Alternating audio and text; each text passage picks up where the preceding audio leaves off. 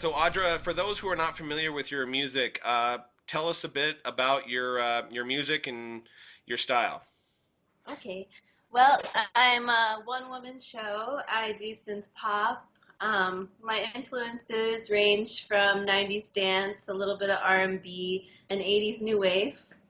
And I do it all myself on stage. I layer my vocals and I sing, and uh, that's pretty much it. I don't know.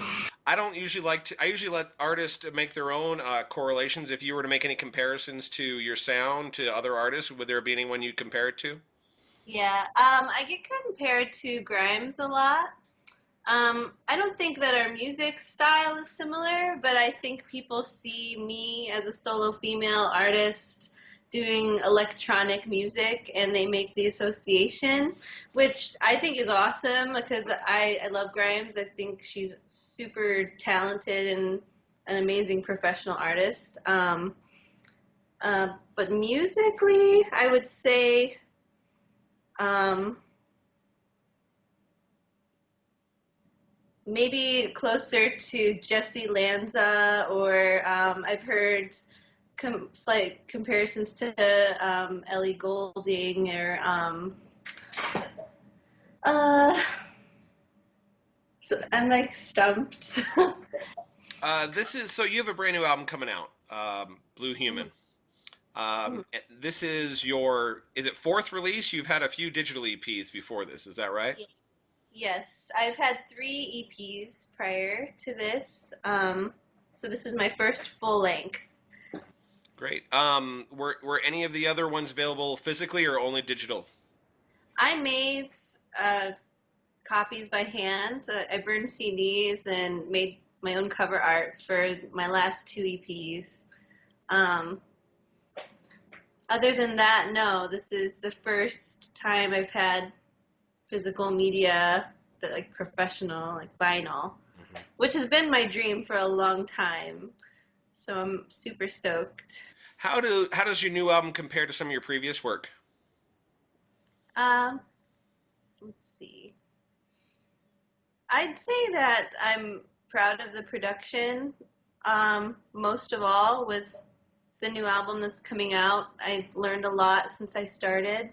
My last EP, Oren, I put out in February of 2015, and it had a lot of ambient elements to it, lots of bells and choral parts and like tons of reverb, and it was a little slower.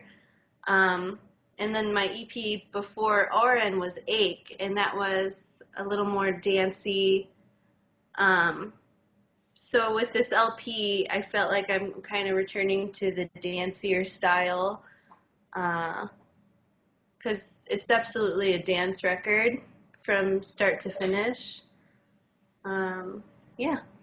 So my next question, before I saw what was behind you, I was going to ask if you were a vinyl collector yourself, but clearly you are. Yeah. So was that pretty cool when you found out the new album was going to be on vinyl? It was a dream come true. It was. I never thought it would happen. Actually, I love. I'm amazed because I've got the test pressings back, and it just sounds so fucking good. Am I allowed to say that? Yeah, of course. Sounds so good. Like, I mean, it sounds good. It sounded good in the studio, and it sounded good digitally, But something about so I don't know what vinyl's like magic. It makes it gives like all of the instruments space to breathe. It feels like like it just sounds good. I don't know.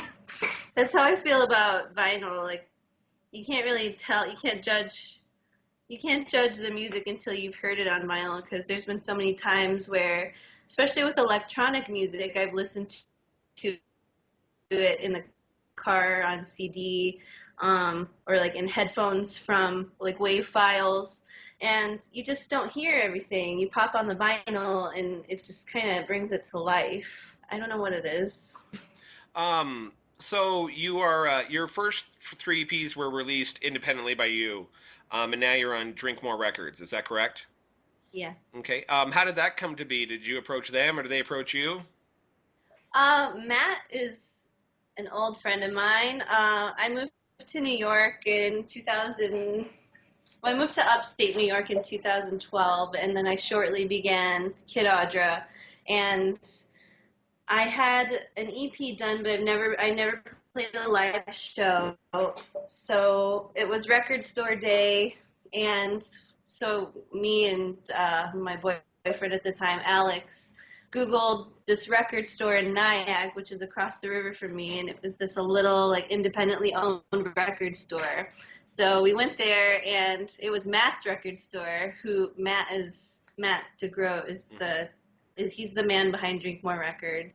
He was, behind the counter, and we bought a bunch of records, and I saw people playing live at the record store. So I was like, I was like, what does it take to get a gig here? And he was like, you just ask me. And I'm like, okay, can I play here? And at the time, I didn't have anything prepared. I didn't even have instruments. All I had was just this EP that I produced on my laptop. So he gave me a gig that was a month away. He was like, sure, like come back in a month. You could play for 30 minutes, 40 minutes. And then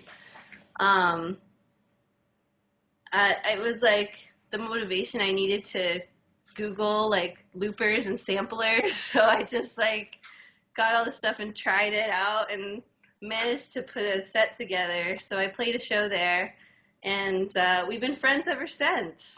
And then he started this record label and just asked me if I wanted to be on it. I sent him my LP when I was working on it, and he said that he would sell a kidney to promote or to put out this album. And I was like, okay, you don't have to sell a kidney, but I'd be happy to be on your label. So it's really awesome to be able to work with someone who's my friend, someone that I've known for a long time, and someone who appreciates my music.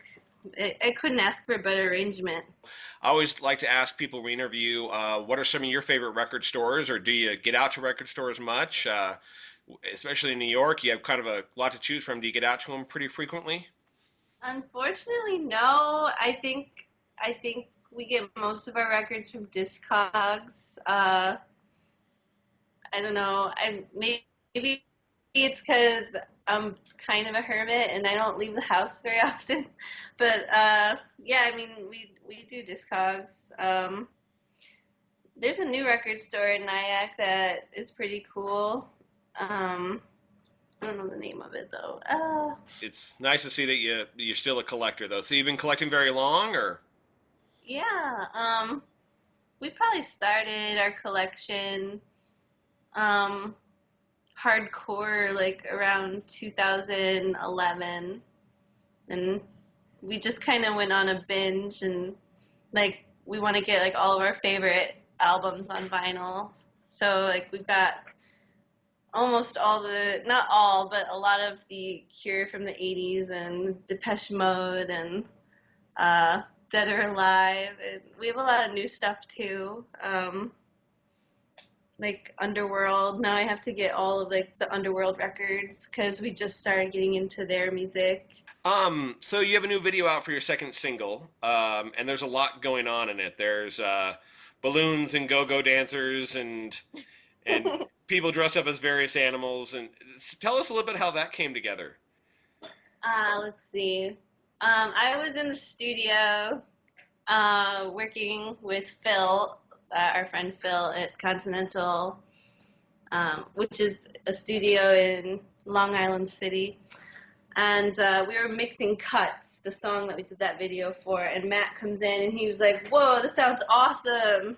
And then there's this part where I have like backup vocals going na na na na na na na na, and he was like, I can just see like 60s mod like girls just like dancing and like doing the backups to that. And I was like, yeah, that'd be awesome. He was like, we should do a video like that. And I'm like, okay, can there be like people in animal costumes? And he was like, I think I know someone who has a skunk costume, and I could probably find like a bear costume. I'm like, okay, so this is gonna happen. This has to happen. I don't know. It just seemed like a silly idea, and I don't know. I'm glad we did it because it was like one of the funnest days of my life. I really appreciate you taking the time and talking with us today. Oh, thank you so much for having me on. I'm very happy to be, promoting the record. Excellent. All right. Thanks so much. We'll talk to you soon. Thank you.